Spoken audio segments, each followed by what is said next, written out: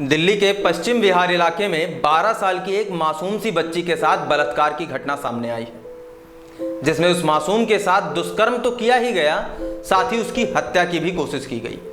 फिलहाल ऐसा करने वाले आरोपी को पुलिस ने पकड़ लिया है। लेकिन भारत में बच्चों के यौन शोषण के आंकड़े अगर आपको डराते नहीं हैं तो यह एक डरावनी बात है, क्योंकि हर बच्चा जरूरी है।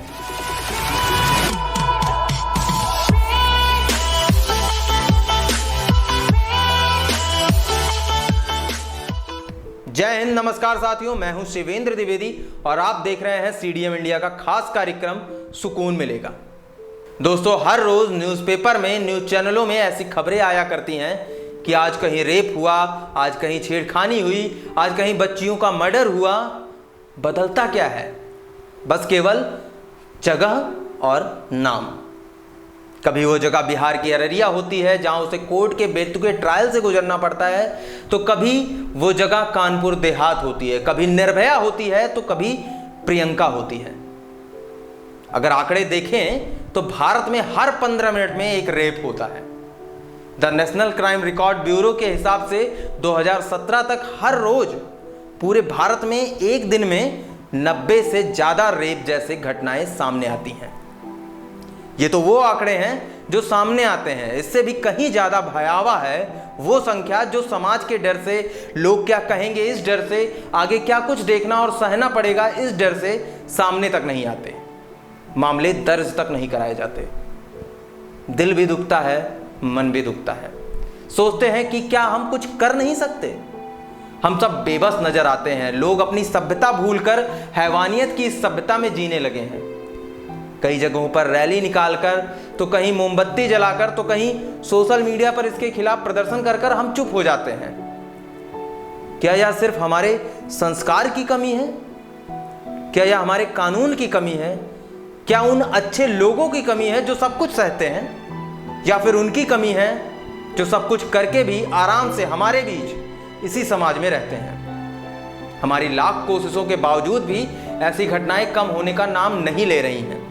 न जाने क्यों इस समस्या का हल नहीं हो पा रहा है। आइए जान लेते हैं कुछ बुद्धिजीवी नेताओं के क्या विचार हैं। हमारे देश में कुछ बुद्धिजीवियों और मंत्रियों की बुद्धि पर मुझे तरस आता है कि बलात्कार जैसे घिनौने अपराध का क्या इलाज खोज कर लाए हैं ये।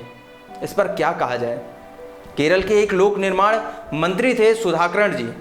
इन्होंने अपने श्रीमुख से यह बात कही थी कि अगर अधिक से अधिक पुरुष खेती करने लगें और महिलाएं अपने फोन के लिए पागलपन कम कर दें, तो रेप जैसी घटनाएं अपने आप ही कम हो जाएंगी। क्योंकि किसानों को महिलाओं के साथ दुर्व्यवहार करने का समय नहीं होता और सड़कों पर चलते समय मोबाइल फोन का इस्तेमाल करने वाली महिलाओं को अपने आसपास के माहौल का ध्यान नहीं होता और महिलाएं मोबाइल का प्रयोग करते करते असामाजिक तत्वों के पास पहुंच जाती हैं जो उन्हें नुकसान पहुंचाते हैं। वाह, क्या विचार हैं।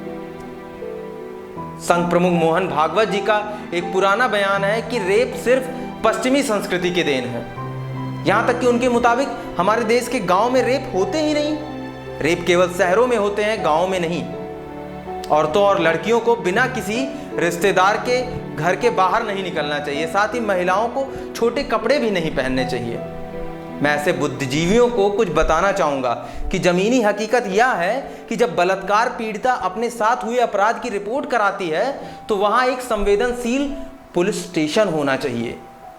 साथ ही एक रिपोर्ट करने के लिए एक संवेदनशील अधिकारी होना चाहिए।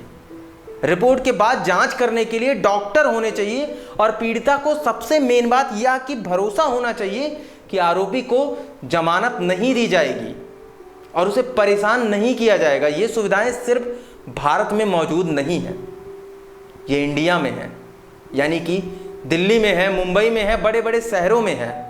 तो जब रिपोर्ट कम दर्ज होगी या ना के बराबर दर्ज होगी तो ऐसा ही लगेगा कि गांव में रेप होते ही नहीं।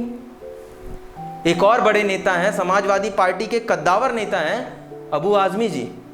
इनके पास रेप से बचने का रामबाण इलाज है। उन्होंने कहा कि महिलाओं को घर के बाहर सिर्फ पुरुष रिश्तेदारों के साथ ही निकलना चाहिए। अब भले मानुस अबू आजमी जी को ये थोड़ी ना पता होगा कि रेप तो घर की चार दीवारी के अंदर भी होते हैं। अभी हाल ही में एक वीडियो चर्चा में था जिसमें एक छोटी सी बच्ची रो रो कर कह रही थी कि अब्बू भी गलत काम करते हैं और चाचा भी। दोनों ने गलत किया? जी, अबू ने भी गलत किया है। तुम्हारे साथ? जी। कब किया गलत अबू? यहाँ इधर ही किया है, रात के टाइम को करता था। अबू? जी, और चाची मेरा भी मेरे को रात को मेरे को भी ले जाता था, इनको भी करता था, छोटी वाली को भी करता है, नूर को। कुछ लोग तो 4 कदम आगे बढ़ गए। उन्होंने कहा कि रेप का सीधा कनेक्शन जंक फूड से है, मतलब कि पिज्जा से है, बर्गर से है। यहाँ तक कि उन्होंने चाउमीन को दोषी तक ठहरा डाला। उनका कहना है कि चाउमीन खाने से हार्मोन्स में गड़बड़ी होती है, जिससे लोग इस तरह की गलत हरकतों में फंस जाते हैं। मतलब वह करते नहीं, फंस जाते हैं। ये उच्च विचार हरियाणा के खाप नेता जितेंद्र सिंह छतर के हैं। एक और भाजपा नेता हैं विनय तिवारी जी। इनसे जब रेप के बारे में पूछा गया कि रेप के पीछे मुख्य कारण क्या है, तो उन्होंने कहा कि रेप के पीछे मांसाहार करना मुख्य कारण है।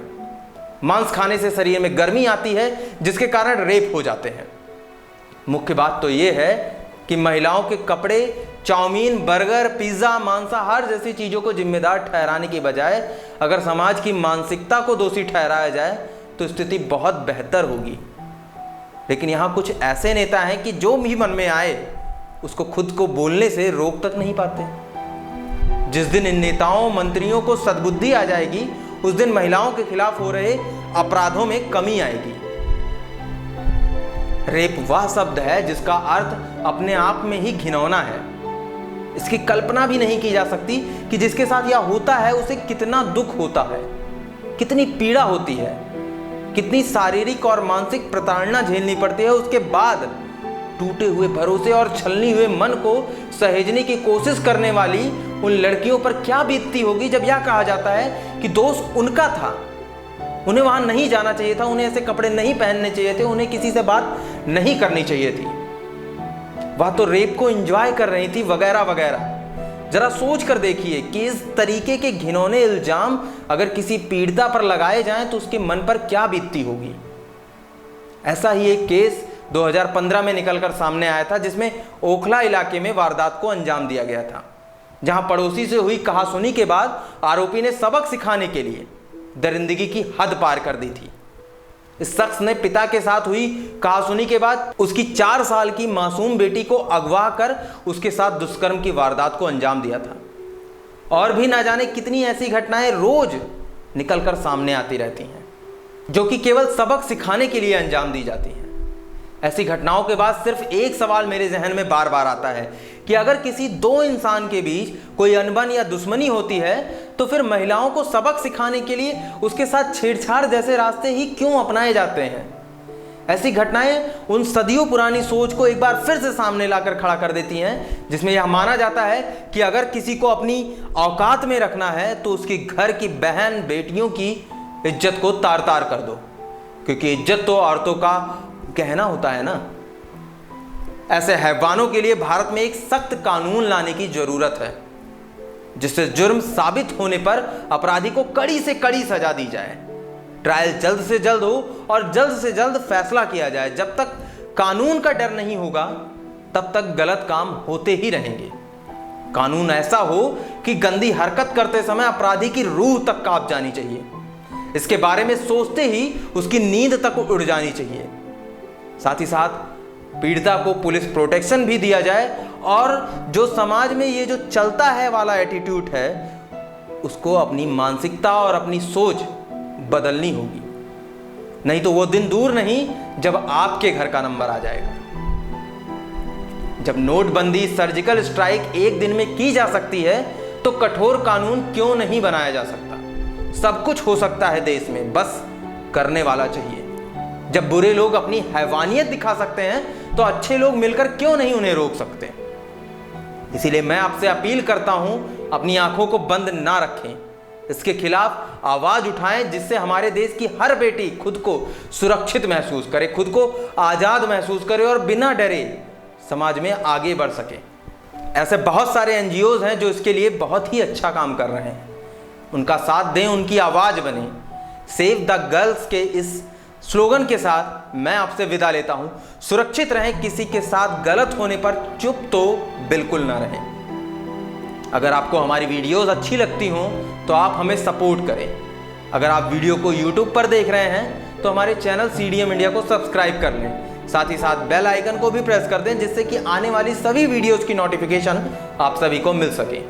अगर ये वीडियो आप फेसबुक पर देख रहे हैं तो आप हमारे पेज CDM इंडिया को फॉलो कर लें, वीडियो को शेयर करें, कमेंट भी करें, क्योंकि हमको आपके कमेंट से बहुत कुछ सीखने को मिलता है। अपना ख्याल रखिएगा, तनाव से दूर रहिएगा, अच्छा सोचिएगा, अच्छा करिएगा।